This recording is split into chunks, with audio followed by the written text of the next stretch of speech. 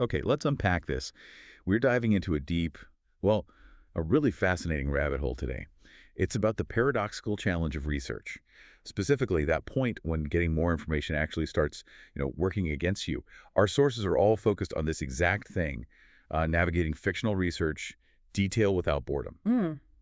Yeah, the core tension is pretty clear, isn't it? You absolutely need that authenticity, that real detail to ground whatever you're working on. Could be a novel, could be a business plan even.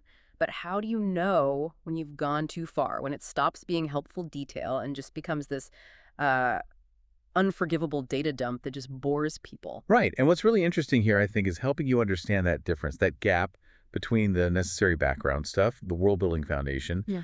and the irrelevant details, the minutia you absolutely have to cut.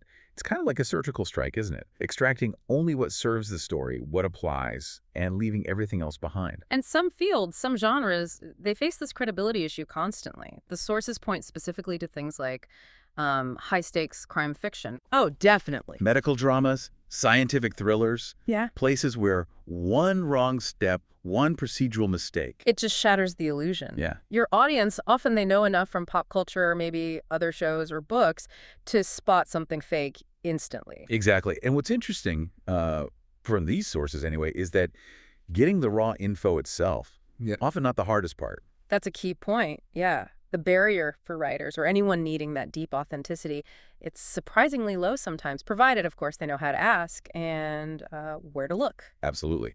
We found some really specific examples, these little nuggets about how writers actually gather these details. Like, there are apparently websites out there that organize structured trips for authors. Right, like field days almost. Yeah, to police stations, forensic labs, maybe even like busy newsrooms. It's all about capturing that procedural feel, that tactile authenticity. Huh. Imagine signing up for Writer's Day at the Precinct. Must lead to some interesting conversations. You'd think so. But beyond those organized things, sometimes the strategy is, well, simpler.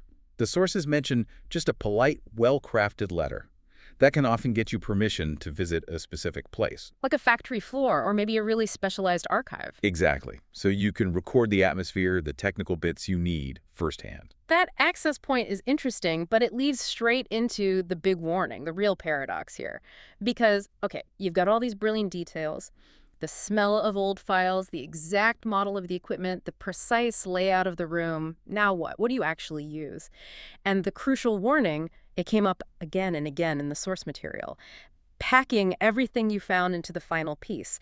That will absolutely drive your audience, your readers, straight to boredom. Guaranteed. Right. So you have to draw a line, contrast the useful story details with the purely functional stuff that just has to go.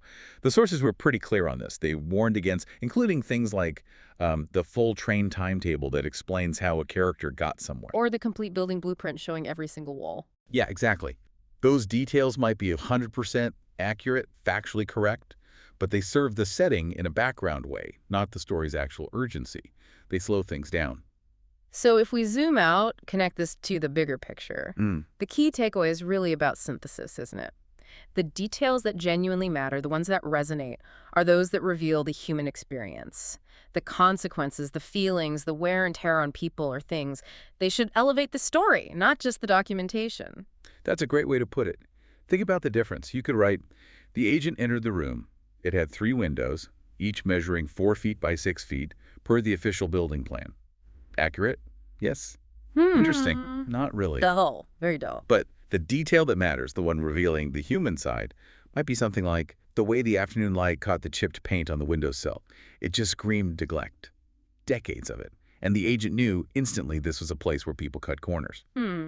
Same physical space, totally different impact. Exactly. One is just geometry, the other holds character, tension, maybe foreshadowing. So yeah, whether you're writing a thriller or maybe drafting a technical manual or even putting together a critical report for work, the main goal is always telling a compelling story, right? Finding the people, the tension, the conflict, the research.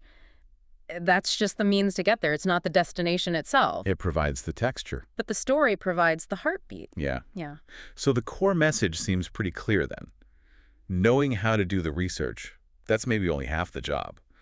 The real skill, the thing that makes something compelling versus feeling like an audio textbook. It's the editing, that judgment call. Knowing which fascinating fact, which piece of hard-won truth actually needs to be left out for the good of the narrative flow. Okay, so let's push this idea a bit further for everyone listening. Think beyond writing for a second.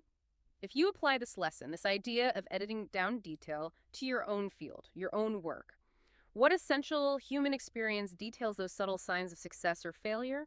The emotional chipped paint are you maybe overlooking right now because you're too busy getting bogged down in the timetables and blueprints of your daily tasks? It's worth reflecting, maybe. Where do you need to edit down your own knowledge, your own data for maximum impact and, frankly, minimum boredom? Something to think about.